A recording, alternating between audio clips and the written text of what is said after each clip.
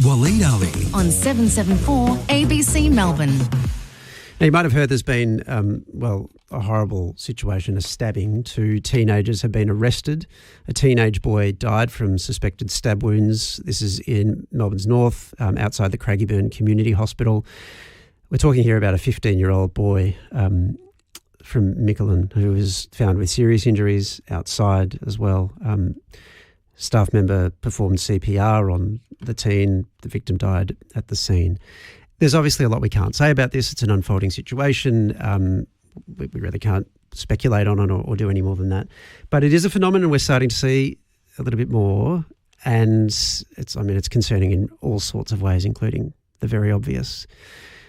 Let's see if we can, zoom out a bit maybe and think about some of the issues that surround this. Paul Burke is the CEO of the Les Twentyman Foundation and is with us now. Good morning, Paul. Morning, Waleed. How are you? What went through your mind when you saw this? Here we go again, unfortunately. Yeah. But, your comment about we're seeing more of it. On the positive side, the youth workers working for the foundation reporting that they're coming less and less into contact with young people carrying blades. Okay. So I think it is having a bit of an effect out there. But, and I've said this before, Waleed, I think the young people that do carry them they don't carry it as a sword, they carry it as a shield, because what they see through their mobile phone and social media convinces them that everybody else is carrying, therefore they need to carry. And it's that thinking that we need to break. Mm. Yeah, that's a remarkable way of thinking. I hadn't even thought about that dimension of it. But that makes me think then that, obviously with all crime and all violence of this kind, there are social dimensions to it. You're deeply involved in that sort of stuff. What do you think are the deep underlying social forces here? Look, these incidents undermine community safety, and they certainly play into people's perceptions where they think their neighbourhoods and their suburbs are no longer safe, their shopping centres aren't safe. And we need to address all of that. Because the implications of these stabbings, it's not just the family of the person that is stabbed that is affected. The whole community is affected. Mm. And so it needs a whole of community approach to these things. And in our experience, Waleed, the best way to deal with these things is through early intervention programs, because the evidence shows that they work. What sort of programs do you have in mind? Well, the foundation has run them for years. Les Twentyman, who we lost about 2 years ago, he was forever pushing youth workers in schools and early intervention programs. Yeah. The foundation, we run a number of these programs that are mainly funded by donors, not by government. And what we tend to do is we pilot these projects, show that they work, and then go to government with the evidence that they work, hoping that government will fund them. And what sort of response do you get there, actually? Because, this is not a new phenomenon and it's a continuing phenomenon. So whatever great work you have done, clearly there's more to be done. And yet resources are finite. We've got a big conversation in Victoria at the moment about crime, punishment versus prevention. We did a whole thing on it yesterday on the show. I just wonder what sort of response you get now when you make these arguments.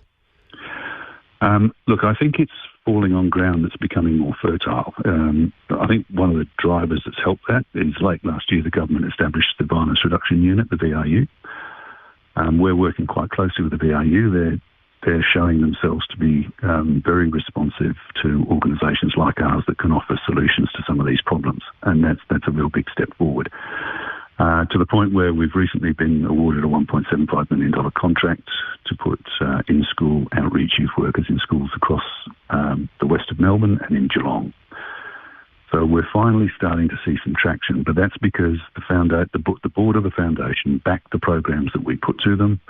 They're showing evidence that they work, and people are now beginning to see that and push it, and that's a good thing. You mentioned before that these sorts of incidents affect the whole community. We've just heard today a 15-year-old boy has died. It's really tragic. We've seen things like this earlier, I think in Mernda earlier this year around, might have been April or so. How does it affect the community? What are the repercussions of this? Look, it's enormous. The biggest one is people's perceptions that they're no longer safe. They're no longer safe in the homes in which they live, the streets that they walk on, the shopping centres they go to, the train stations they use. And that has a massive effect. It affects young people in particular because they're not feeling safe. The parents are not feeling safe. The siblings are not feeling safe.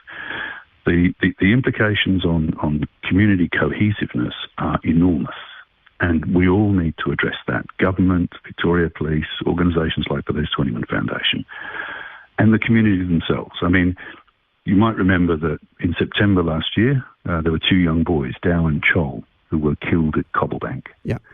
Now we've got a fairly big presence around the Cobblebank Melton area, and we've just set up a new basketball initiative that involves Dow's father. Yeah. And that's pulling kids in. Now we've only recently started the program. It has training on a Monday morning at 6:30 in the morning. Waleed. The first day we ran it, we had 21 kids turn up at 6:30 in the morning. That's not a bad start. Mm-hmm. Well, there's some silver linings there. Some encouraging things to hear. Oh, there are. Yeah. There are. Yeah. And again, it's about early intervention. Yeah. I mean, you might be aware, Waleed, that there's a figure around from the Productivity Commission that says in Victoria it costs everyone, the government and all of us, $2.6 million to jail a young person for 12 months in Victoria. Yeah. $2.6 million will buy 17 youth workers who can work with hundreds of young people. Mm. I see your point. This is the perennial political debate, isn't it? And the different ways of approaching it. Hey, Paul, thank you so much. Appreciate it. Good to talk. That's right, Wally. Thank you for the opportunity. Paul Burke, CEO of the Les Twentyman Foundation, just coming up to the news.